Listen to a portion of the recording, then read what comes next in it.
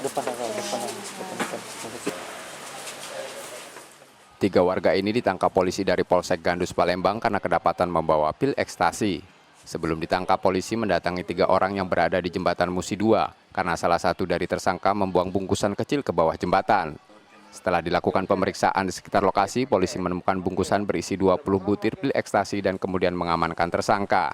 Dari keterangan polisi, pil ekstasi itu baru saja dibeli tersangka dari salah satu pengedar dan akan dikonsumsi.